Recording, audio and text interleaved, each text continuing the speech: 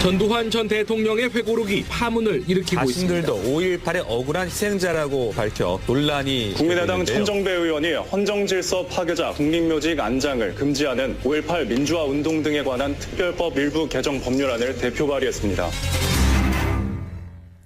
예, 전두환 노태우 두 전직 대통령의 국립묘지 안장을 금하는 법안 또다시 발의가 됐습니다. 제가 지금 또다시라고 말씀을 드린 건 관련 법안이 지난 19대에도 발의가 됐었지만 처리가 불발됐고요. 결국은 자동 파기가 됐었죠. 어제 이 법안이 다시 발의됐다는 소식이 전해지자 인터넷상에서는 뜨거운 호응이 이어졌습니다. 근데 이번에는 통과가 될까요? 법안 발의한 분 국민의당 천정배 의원을 연결해서 전국 현안까지 함께 짚어보죠.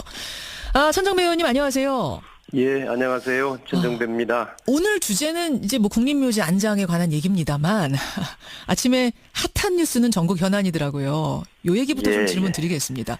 어제 김상조 공정거래위원장 임명이 됐습니다. 어떻게 보셨어요? 예, 임명 강행은 좀 아쉽습니다. 우선 김상조 후보자가 최상의 그 공정거래위원장 적임자라고 저는 생각합니다. 그런 분 다시 찾기 어려운 정도의 뛰어난 적임자인데요. 그러나 문재인 대통령이 이 야당과의 협치를 좀 더 그에 대해서 여유를 가지고 시도했으면 좋았겠다. 국회까지 엊그제 오셔서 연설도 하셨는데요. 예. 이를테면 자유한국당 같은 경우에 격렬한 반대가 있는데 그렇죠. 좀 더 진정성 있는 노력을 하셨어야 된다. 이를테면 저는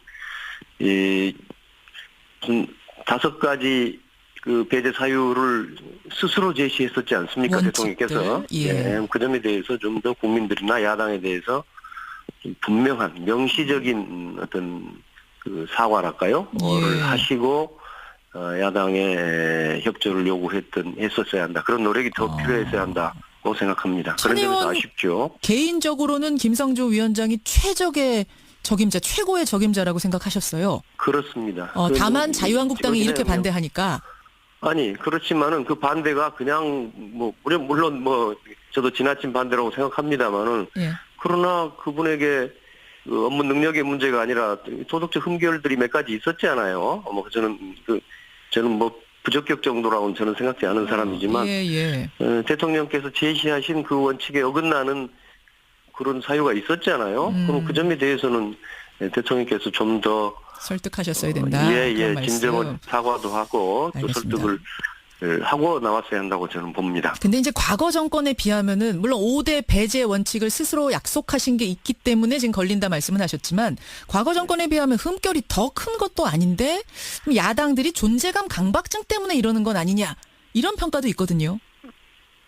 이명박 박근혜 정권은 최악의 대립 정권이죠. 야당을 완전히 무시했고 그렇기 때문에 정권 교체가 되고 국민들이 그에 대해서 아주 심각한 반감을 가지고 있지 않습니까?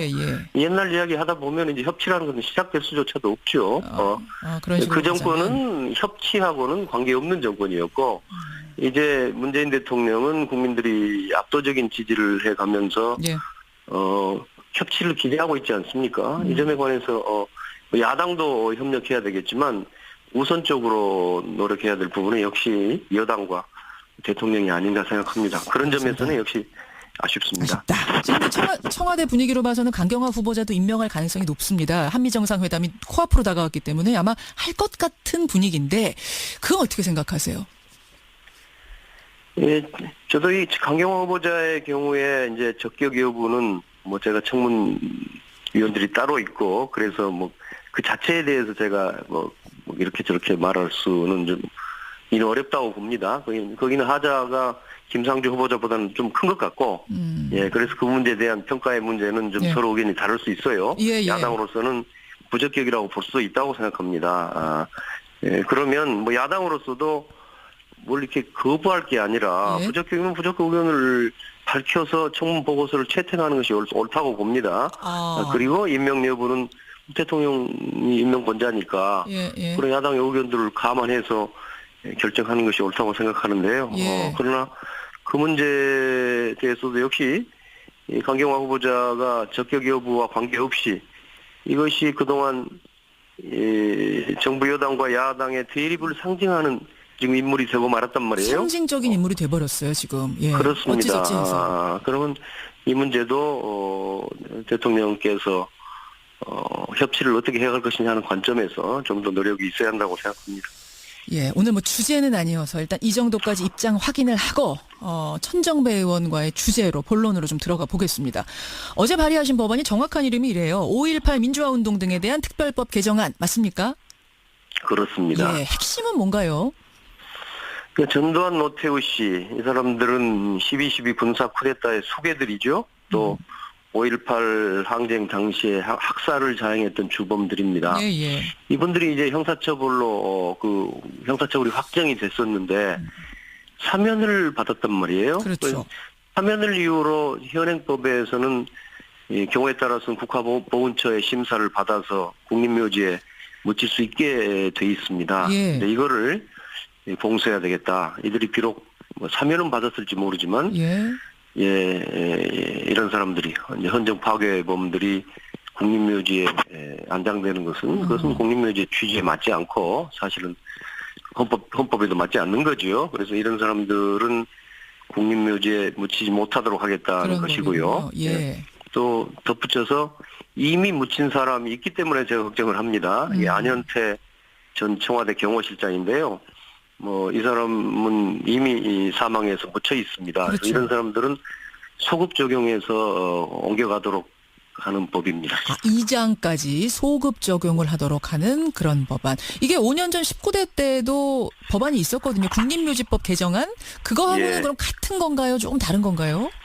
두 가지 점에서 좀 차이가 있습니다. 하나는 이제 그 법안 명칭이 말해주듯이 국립묘지에 대해서 전반적으로 5.18 관계자뿐만 아니라 모든 내란 사범, 쿠데타 사범 이런 사람들에 대해서 적용하는 거니까 그 법이 더 이 범위가 넓지요. 그러니까 이번에 제가 발의한 법은 예. 5.18에 좀 집중해서 이제 그 관련자들 12.12 5.18 관련자들을 알겠습니다. 적용하는 5.18에 거니까요. 저는 그렇게 한 이유는 예.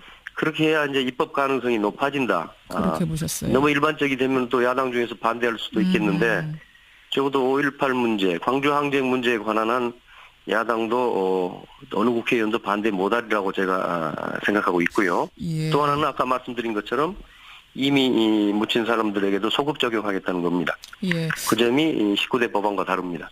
이 부분도 있더라고요. 그러니까 그 5.18 민주화운동을 진압한 공로로 상훈받은 자에 대해선 이것을 취소하고 훈장도 환수한다. 이것도 들어가 있는 거죠?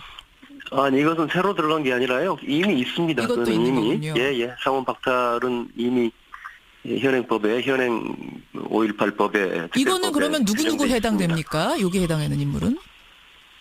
예, 뭐 전두환 노태우 씨 이분들 해당되고요. 두 사람하고. 또 그밖에도 무슨 정호영, 최세창 뭐 예. 등등 제가 알기로는 69명이라고 알고 있습니다. 69명의 예, 그때 이제 훈장도 무효로 한다, 환수한다. 예. 근데요, 천 의원님, 이게 지금 발의만 된다고 끝이 아니라 통과가 돼야, 현실화가 돼야 되는 건데 19대 국회에서는 이게 여러분 놀라시겠지만 상정조차 못했습니다. 상정조차 못하고 파기가 됐는데 그 당시 여당이었던 새누리당 쪽에서 협조를 하지 않았기 때문에 상정도 안 됐거든요. 이번엔 좀 다를 거라고 보세요.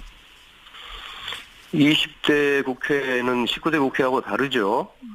우선 19대 때는 박근혜 대통령이 버티고 있는 새누리당이 과반수였지 않습니까? 예. 그런데 이제 20대는 사실은 그렇게 되지 않습니다. 저희 국민의당까지 포함하면은 적어도 이 법을 찬성하는 의원들이 과반수이고 심지어는 5.18 정신을 헌법 전문에 넣자는 대통령이 탄생에 있는 순간이기 때문에요. 예. 상황이 전혀 다르죠. 저는 다르다. 자유한국당도 이번 제가 낸 법안에 반대할 수는 없을 것이다. 저는 그렇게 생각합니다. 최근에 이순자 씨하고 전두환 씨 회고록에서 우리 보고 살인자라 그러는데 우리는 발포 명령 내린 적이 없다. 우리도 피해자다. 이런 주장을 담았어요. 혹시 이런 식으로 주장을 해오면 그게 걸림돌이 되거나 뭐 이럴 가능성은 없겠습니까? 예, 그분들 참 딱한 사람들입니다. 전두환 씨 부부 하늘을 두려워해야 합니다.